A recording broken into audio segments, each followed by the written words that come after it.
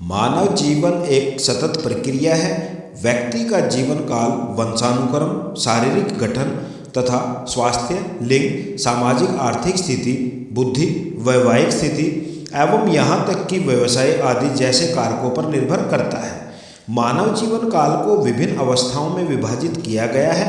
मानव जीवन काल को विभिन्न अवस्थाओं में बांटने के लिए आयु एक उपयुक्त कसौटी समझी जाती है, क्योंकि आयु दैहिक, मानसिक, सामाजिक तथा कानून की दृष्टि से परिपक्वता की महत्वपूर्ण सूची मानी जाती है। विभिन्न मनोवैज्ञानिकों ने जीवन काल को विभिन्न अवस्थाओं में थोड़ा बहुत अलग ढंग से विभाजित किया है, लेकिन उन सब में एक बात सामान्य रूप से मान्य है कि सामाजिक सांस्कृतिक कारकों तथा व्यक्तिगत विभिन्नताओं के कारण कुछ बालक विकास की किसी अवस्था में प्रवेश दूसरे बालकों की अपेक्षा कुछ थोड़ा अलग आयु में कर सकते हैं। तो आज हम इस वीडियो के अंदर विकास की जो अवस्थाएं होती हैं उनमें से जो हमारी सबसे पहली अवस्था होती है गर्भाधान की अवस्था, गर्भाधान से लेकर बच्चे के जन्म तक की अवस्था, उसके बारे में पढ़ने वाले हैं। तो चलिए शुरू करते हैं। बालकों के शारीरिक विकास की दृष्टि से यह अत्यंत महत्वपूर्ण अवस्था होती है। इस अवस्था का समय गर्भाधान से लेकर शिशु के जन्म तक का होता है। इस अवस्था में शिशु के शरीर के विभिन्न अंग बनते हैं तथा कार्य करना प्रारंभ करते हैं। शिशु का सबसे अधिक शारीरिक विकास इसी अवस्था में होता है।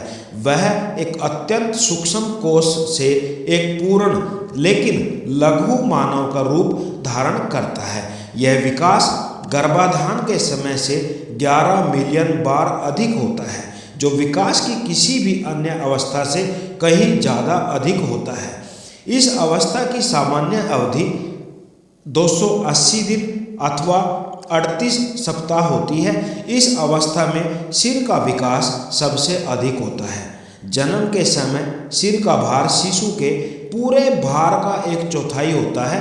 गर्भाधान काल में भ्रूण का विकास 3 अवस्थाओं से होता है, जैसे डिंबावस्था, भ्रूण अवस्था तथा फिटिस अवस्था इन्हें कहते हैं। जन्म के समय शिशु की सामान्य लंबाई 19 से 20 इंच तथा भार 5 से 8 पौंड तक का होता है। गत्यात्मक विकास की बात करें, गर्भाधान अवस्था में भ्रूण प्राय 18 से 22 सप्ताह के समय में हिलना डुलना प्रारंभ कर देता है। इसके पश्चात उसकी क्रियाओं में वृद्धि होती जाती है।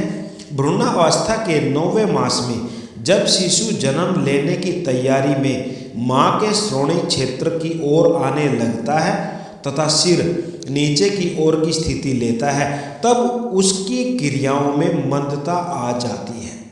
भ्रूण की क्रियाएं उसके जीवित तथा स्वस्थ होने का प्रमाण मानी जाती हैं। मां के गर्भाशय में भ्रूण कई प्रकार की क्रियाएं करता है, लंबी अथवा छोटी, तीव्र अथवा मंद।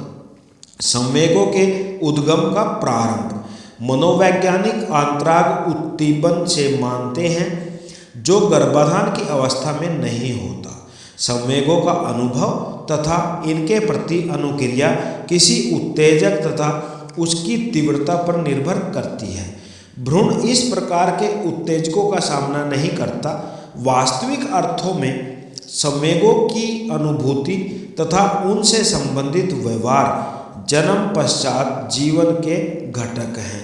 शिशु कुछ मूल वृत्तिक क्षमताओं तथा प्रतिवर्ती के साथ जन्म लेता है, जो उसके संवेगात्मक तथा संज्ञानात्मक विकास के आधार बनते हैं। सामाजिक विकास तथा भाषा विकास के लिए सामाजिक वातावरण का होना अत्यंत आवश्यक होता है। सामाजिक स्थितियों के बिना सामाजिक विकास तथा भाषा का विकास होना संभव नहीं होता। अतएव सामाजिक, संज्ञानात्मक, संवेगात्मक तथा भाषा विकास जन्म पश्चात विकास के अंग हैं। तो ये था प्रिय विद्यार्थियों, गर्भाधान की अवस्था में बच्चे का विकास किस किस तरीके से होता है।